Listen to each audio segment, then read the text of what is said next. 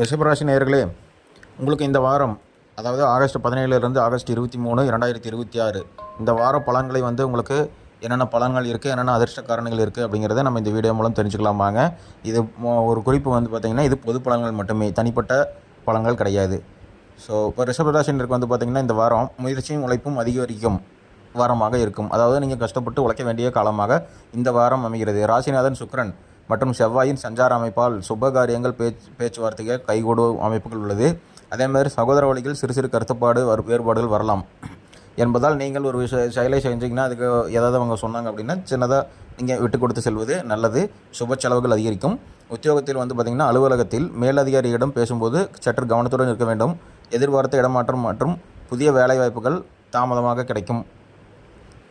வியாபாரத்தில் புதிய வாடிக்கையாளர்களின் வருகையால் பணப்புழக்கம் திருப்திகரமாக இருக்கும். கூட்டுத் தொழிலில் வெளிப்படைத்தன்மை தேவை.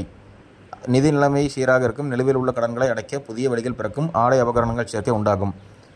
குடும்பத்தில் பார்த்திங்கன்னா ஒரு சுப நிகழ்ச்சிகளுக்கு பார்த்திங்கன்னா நீங்கள் திட்டமிட்டிருந்தீங்க ஆல்ரெடி. நீங்கள் அதாவது இப்போ காது குத்து இந்த மாதிரி ஏதோ ஒரு பிளான் பண்ணி வச்சுருந்தீங்கன்னா அதெல்லாம் நடக்கக்கூடிய வாய்ப்பு இந்த அதாவது வாரமாக அமைகிறது.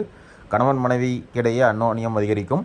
பிள்ளைகளின் படிப்பு மற்றும் ஆரோக்கியத்தில் கொஞ்சம் கவனமாக நீங்கள் இருக்க வேண்டியும். அதேமாதிரி பார்த்திங்கன்னா உங்களோட ஆரோக்கியத்தில், அதாவது ரிஷபராசிக்காரர்களோட ஆரோக்கியத்தில் கண், தொண்டை அல்லது செரிமான தொடர்பான சிறு சிறு உபாதைகள் வரலாம். உணவு பழக்கத்தில் கட்டுப்பாடு அவசியம். ஸோ இந்த வாரம் உங்களுக்கு அதிர்ஷ்டமான நம்பர் பார்த்திங்கன்னா 6, 2. ஸோ அதிர்ஷ்டமான நிறங்கள் பார்த்திங்க அப்படின்னா வெள்ளை, அதேமாதிரி லைட் ப்ளூ கலரு.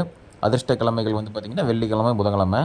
ஸோ நீங்கள் வெள்ளிக்கிழமை தோறும் மகாலட்சுமிக்கு நெய் தீபம் ஏற்றி வழிபடுவது மற்றும் லலிதா சகஸ்ர நாமம் கேட்பது பொருளாதார நெருக்கடிகளை நீக்கும். இந்த வீடியோ உங்களுக்கு பிடிச்சிருந்தது அப்படின்னா நீங்கள் லைக் பண்ணுங்கள், சப்ஸ்கிரைப் பண்ணிக்கோங்க. யூடியூப்பில் பார்த்துருந்தீங்கன்னா, அதே இன்ஸ்டாகிராமில் பார்த்துருந்தீங்கன்னா ஃபாலோ பண்ணிக்கோங்க. கரெக்டாக இருந்தது, நான் இந்த பலன்கள்லாம் கரெக்டாக இருக்குது அப்படின்னா நீங்கள் பார்த்தீங்கன்னா நீங்கள் இந்த வீக்கில் எப்படி இருக்குன்னு பார்த்துட்டு கமெண்ட் போடுங்க.